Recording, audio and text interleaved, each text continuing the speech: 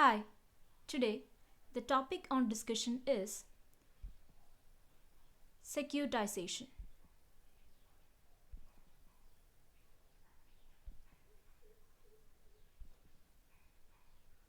In short, securitization is a procedure where an issuer designs a marketable financial instrument by merging or pooling various financial assets into one group.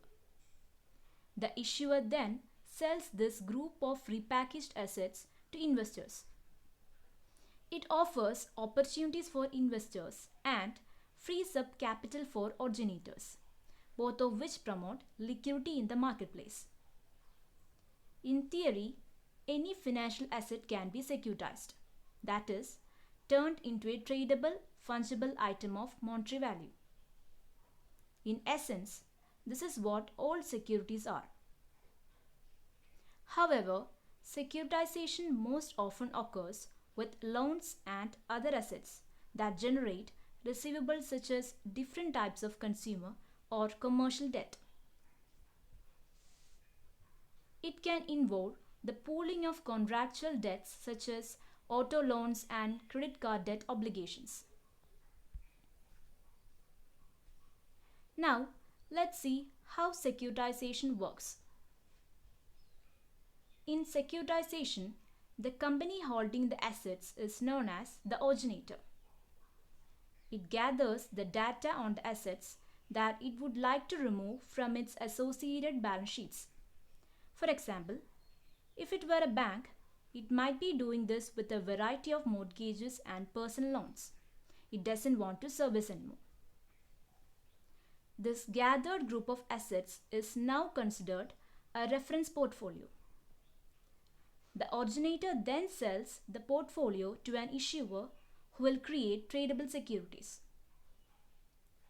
Created securities represent a stake in the assets in the portfolio. Investors will buy the created securities for a specified rate of return. Often, the reference portfolio, the new securitized financial instrument, is divided into different sections, which is called as tranches. The tranches consist of the individual assets grouped by various factors such as the type of loans, the maturity date, the interest rates, and the amount of remaining principal.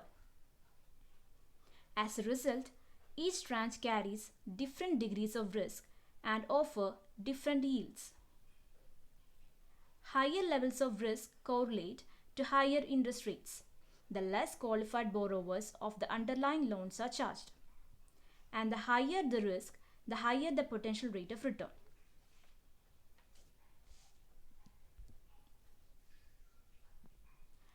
Mortgage-backed security or MBS is a perfect example of securitization.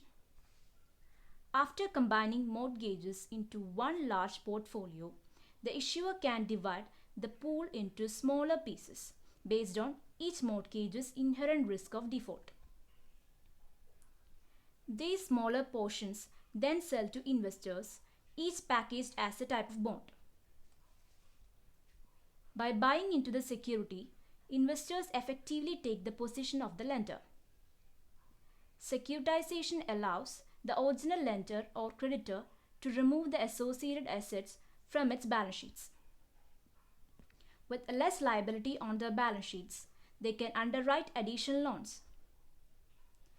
Investors profit as they earn a rate of return based on the associated principal and interest payments being made on the underlying loans and obligations by the debtors or borrowers.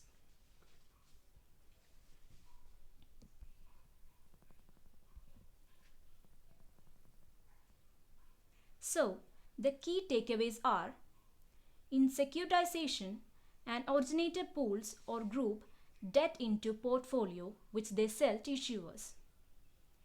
Issuers create marketable financial instruments by merging various financial assets into tranches. Investors buy securitized products to earn a profit. Securitized instruments furnish investors with good income streams. Products with riskier underlying assets will pay a higher rate of return.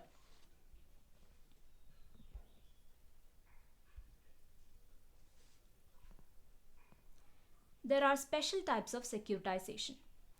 Now, let's look into one by one. First one is master trust. A master trust is a type of SPV particularly suited to handle revolving credit card balances and has the flexibility to handle different securities at different times.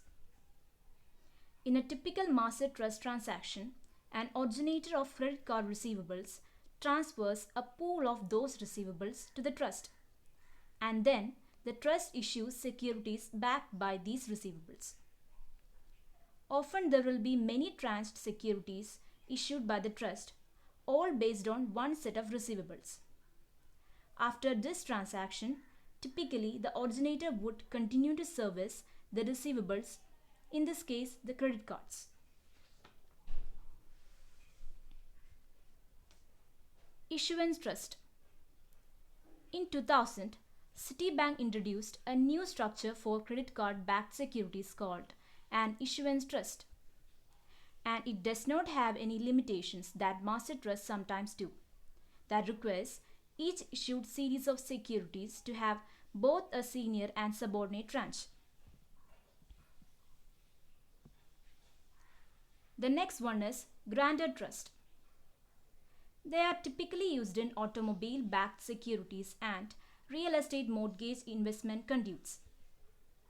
Grantor trusts are very similar to pass-through trust used in earlier days of securitization. Owner trust. In an owner trust, there is more flexibility in allocating principal and interest received to different classes of issued securities. Both interest and principal due to subordinate securities can be used to pay senior securities.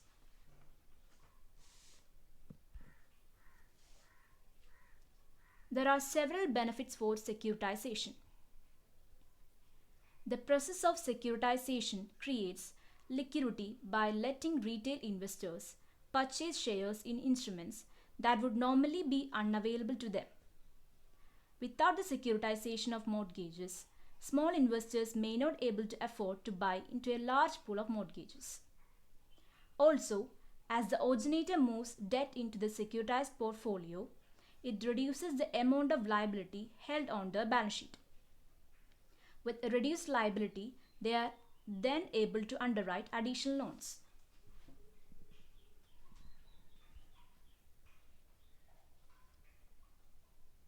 In short, the pros of securitization are: it turns illiquid assets into liquid ones. It frees up capital for the originator.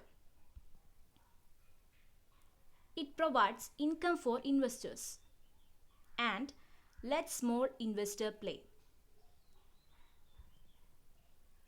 Now the cons are: here the investor assumes creditor's role.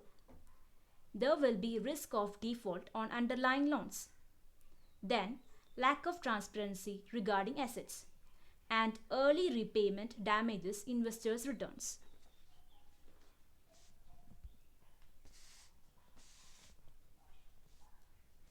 Now let's see the various drawbacks of securitization.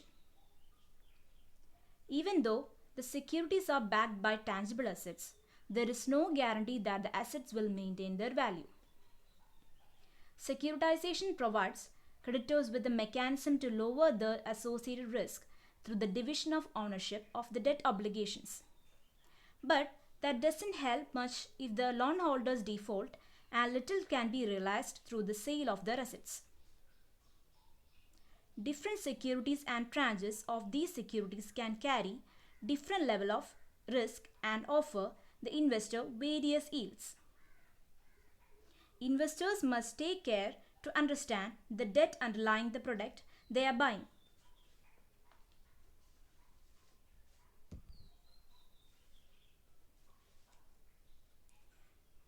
Even so, there can be a lack of transparency about the underlying assets. MBS played a toxic and precipitating role in the financial crisis of 2007 to 2009. Leading up to the crisis, the quality of the loans underlying the products sold was misrepresented. Also, there was misleading packaging in many cases, repackaging of debt into further securitized products. Tighter regulations regarding these securities have since been implemented. Still, caveat emptor or buyer beware is followed. A further risk for the investor is that the borrower may pay off the debt early. In the case of home mortgages, if interest rates fall, they may refinance the debt.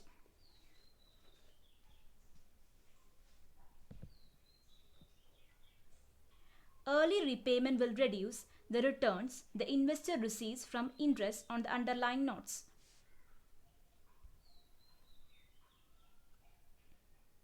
Some real world examples of securitization will give more understanding to this topic. Charles Schwab offers investors three types of mortgage backed securities called specialty products. All the mortgages underlying these products are backed by government sponsored enterprises, that is, GSE. This secure backing makes these products among the better quality instruments of their kind. The MBAs include those offered by Government National Mortgage Association GNMA. The US government backs bonds guaranteed by Ginnie Mae. GNMA does not purchase, package, or sell mortgages but does guarantee the principal and interest payments. Next one is Federal National Mortgage Association FNMA. Fannie Mae purchases mortgages from lenders, then packages them into bonds and resells them to investors. These bonds are guaranteed solely by Fannie Mae and are not direct obligations of the US government. FNMA products carry credit risk.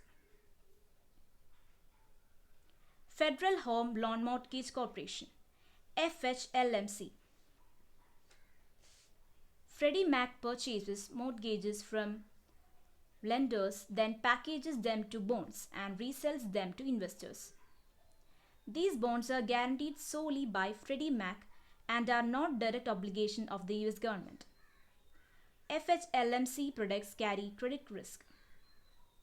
So, these are some informations regarding securitization. So that's all. Thank you.